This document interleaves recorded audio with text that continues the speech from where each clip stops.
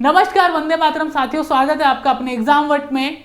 काफी दिनों से एक सवाल चल रहा था सीयूईटी पीजी के आंसर कीज को लेकर, जो मैं अपने लास्ट के 2 सेशन में बता चुका हूँ। मंडे तक आपको आंसर की मिल जाएंगे।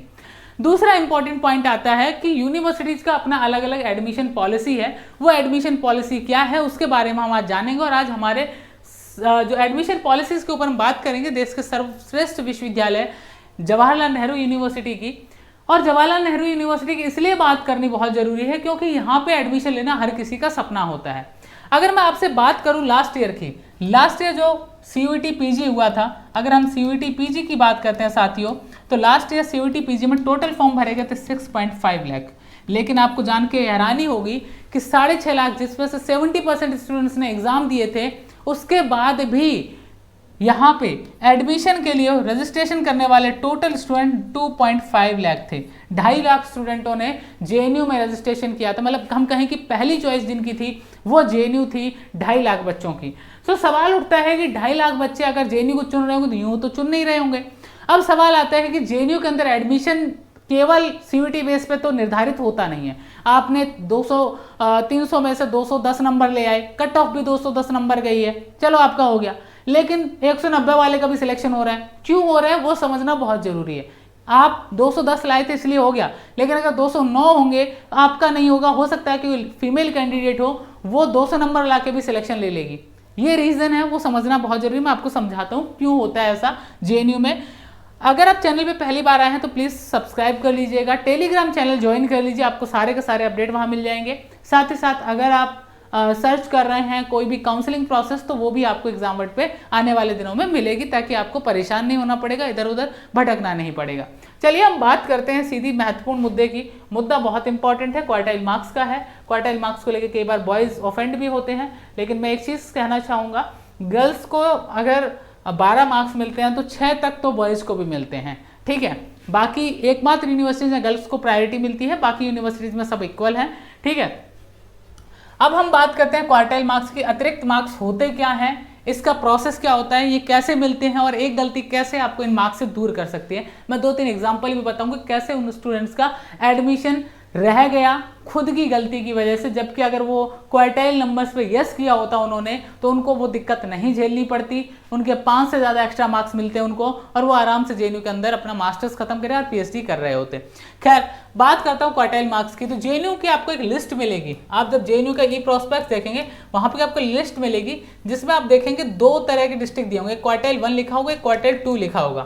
क्वार्टाइल 1 वो जो कि प्रायोरिटी 1 में आते हैं, यानी कि जेएनयू की नज़र में कुछ जिले भारत के ऐसे हैं, जब जेएनयू बना उसके बाद की बात कर रहा हूँ मैं, आज कुछ जिलों की स्थिति बदली है, आज वो जिले वैसे के वैसे नहीं हैं। कुछ जिले ऐसे हैं जो जेएनयू ये मानता है कि शिक्षा के मामले में काफ़ी पीछे हैं, और साथ ही साथ आर्थिक तौर पे भी वो कहीं ना कहीं उतने मजबूत नहीं है। ये जेएनयू के उस दौर में जब क्वार्टाइल डिस्ट्रिक्ट्स बनाए, इन्होंने डिसाइड किए, उस दौर में जो प्रोफेसर यहाँ थे उनका अपना एक डिसीजन था, उसे क्वार्टाइल डिस्ट्रिक्ट कहा जाता है। यानी कि सिंपल सी बात है, ये जो डिस्ट्रिक्ट हैं ये पिछड़ेपन के आधार पे इन्होंने निर्धारित किए हुए हैं कि कौन सा जिला कितना पिछड़ा हुआ है, ऐसा इनका मानना था। या उस दौर में जो जेएनयू के अंदर नंबर ऑफ स्टूडेंट आता था जिलों से, उसके बेस पे इन्होंने सब कुछ डिसाइड किया था। चलिए हम बात करते हैं ये अतिरिक्त मार्क्स क्वार्टाइल 1 में कितने होते हैं। अगर आपका 3 क्लास 10th 12th और आपका यूजी में आपने बीए बीएससी बीकॉम जो भी किया XYZ, ये तीनों अगर क्वार्टाइल 1 डिस्ट्रिक्ट से हैं, तो लड़का हो या लड़की, उसको जेएनयू में जब आप काउंसलिंग फॉर्म भर दोगे उसके बाद जो एडमिशन प्रोसेस होगी, आपको एक्स्ट्रा 6 नंबर तो मिलेंगे ही मिलेंगे। किसके? ये हो गया क्वार्टाइल 1 का। और अगर 300 के हिसाब से देखो साथियों, तो 300 के हिसाब से ये हो गए आपके 18 मार्क्स। टोटल कितने मार्क्स हो गए? 18 मार्क्स हो गए, और परसेंटेज में चेंज करोगे तो 6 ही रहेंगे। यानी कि सिंपल सी बात है, किसी कोर्स की 78 कट ऑफ जाती है, लेकिन वो स्टूडेंट क्वार्टाइल मार्क्स का नहीं है, क्वार्टाइल डिस्ट्रिक्ट का नहीं है, और उसका सिलेक्शन नहीं होगा। लेकिन 73% लाने वाला स्टूडेंट, ये 77 ला के भी रह जाएगा, लेकिन 73% लाने वाला स्टूडेंट, उसका सिलेक्शन हो जाएगा अगर क्वार्टाइल 1 से आता है तो। ठीक है, यहाँ पे क्वार्टाइल 1 आपको समझ में आ गया होगा, आशा करता हूँ। सेशन को लाइक कर दीजिएगा जो इस सेशन से जुड़े हुए हैं। अगर हम क्वार्टाइल 2 की बात करें, जो कि सेकेंडरी फेज आता है इसका, क्वार्टाइल 2 की हम बात करते हैं, तो क्वार्टाइल 2 में साथियों क्या होता है, क्वार्टाइल 2 में 4 नंबर एक्स्ट्रा मिलते हैं। इसमें भी वही शर्त है कि आपका 10th, आपका 12th, आपका यूजी, 10, 12 एंड यूजी, ये तीनों क्लासें आपने कहाँ से करी होनी चाहिए? ये तीनों क्लासें आपकी क्वार्टाइल 2 से होनी चाहिए। मैं अब एग्जांपल देता हूँ। डिस्ट्रिक्ट है, अब हमारे भारत के एक डिस्ट्रिक्ट उठा लेता हूँ, बिहार से एक डिस्ट्रिक्ट उठा लेता हूँ। बिहार में टोटल जिले हैं 38, उनमें से साथियों 36 डिस्ट्रिक्ट क्वार्टाइल में आते हैं। 36 डिस्ट्रिक्ट किस में आते हैं? क्वार्टाइल में आते हैं। कहीं ना कहीं एक इंपॉर्टेंट रोल प्ले करता है बिहार के पिछड़े क्षेत्रों से बच्चों को जेएनयू तक पहुंचने में मदद करने में। 30 में 36 डिस्ट्रिक्ट, हम एक एग्जांपल के लिए गया ले लेते हैं। गया एक फेमस नाम है इसलिए मैं इसका नाम ले रहा हूँ। पटना और मुंगेर 2 जिले हैं बिहार के जो कि क्वार्टाइल में नहीं आते हैं। अब मैं बात करता हूँ गया डिस्ट्रिक्ट से, जिसने 10th किया है, 12th किया है और यूजी किया है। ये स्टूडेंट टोटल कितने मार्क्स लेने का हकदार होगा? 6। 300 के हिसाब से 18 मार्क्स मिलेंगे। अगर वहीं ये लड़की है तो इसको मैक्सिमम मिलेंगे 12 मार्क्स। कितने मिलेंगे? 12 मार्क्स। टोटल 12 मार्क्स आप लड़की को मिलेंगे यहाँ पे। और ये 12 मार्क्स अगर आप 300 के हिसाब से देंगे तो 12 3 जा 36 यानी 36 मार्क्स होते हैं। घूम फिर के कहानी है कि 12% आपको मिलेंगे। क्योंकि जेएनयू अपना जो स्कोर कार्ड है कट ऑफ निकालेगा, परसेंटाइल बेस पे निकालेगा, ना कि स्कोर के बेस पे निकालेगा। पहली चीज़। दूसरी बात, यहाँ पे अगर आप क्वार्टाइल 2 से आते हैं तो आप बॉयज़ को मैक्सिमम 4 नंबर मिलेंगे। लड़कियों को यहाँ पे भी एक एडवांटेज मिलता है, 9 नंबर तो मिलेंगे। अब आप कहेंगे साहब लड़कियों को 9 नंबर क्यों मिलेंगे? चलो बता देता हूँ। जेएनयू के अंदर हर लड़की को, जो लड़की फॉर्म फिल करेगी, जिस लड़की ने फॉर्म भरा है उसको 5 मार्क्स एक्स्ट्रा मिलेंगे। सिर्फ ये लड़की होने के 5 मार्क्स हैं। उसके अलावा अगर उसको कोई क्वार्टाइल नहीं मिला है, कोई भी क्वार्टाइल नहीं मिला और किसी रिजर्व कैटेगरी से भी नहीं आती है, तो उसको 2 नंबर एक्स्ट्रा और मिल जाएंगे। यानी कि जिसको कोई क्वार्टाइल मार्क्स नहीं मिल रहा उसको मैक्सिमम 7 नंबर तो मिल ही सकते हैं, यानी कि 21 नंबर उसको मिल सकते हैं या फिर 7% मिल सकते हैं। ठीक है। अब आप लोगों के मन में ये आ रहा होगा साहब हमको मिलेंगे कैसे? तो जब आप काउंसलिंग फॉर्म आएगा रिजल्ट आने के बाद, उस दौर में यहाँ पे आपको एक ऑप्शन मिलेगा कि are you seeking extra marks या फिर क्वार्टाइल मार्क्स। उस पर आप यस करिएगा अगर आपने अपना 10th 12th उस डिस्ट्रिक्ट से किया है। और मजे की बात यह है कि ये आपके डोमिसाइल सर्टिफिकेट से कोई कनेक्शन नहीं रखता है। आपका 10th 12th यूजी उस डिस्ट्रिक्ट से होना चाहिए। आप भले ही वहाँ के रहने वाले नहीं, आप रहने वाले नहीं दिल्ली के हैं, आपके फादर आर्मी में गया में पोस्टेड थे, आपने अपनी पढ़ाई गया में करी, सारी आर्मी पब्लिक स्कूल से पढ़ाई करी, फिर वहीं पे मान लीजिए आपने बीए भी वहीं से कर लिया, आप भले ही लोकल दिल्ली के थे लेकिन आपको भी 12 एक्स्ट्रा मार्क्स मिलेंगे। मतलब आपका ग्रेजुएशन, आपका 10th, आपका 12th उस डिस्ट्रिक्ट से होना चाहिए जो कि क्वार्टाइल के अंतर्गत जेएनयू मानता है। और फॉर्म में आपको यस लिखना होगा।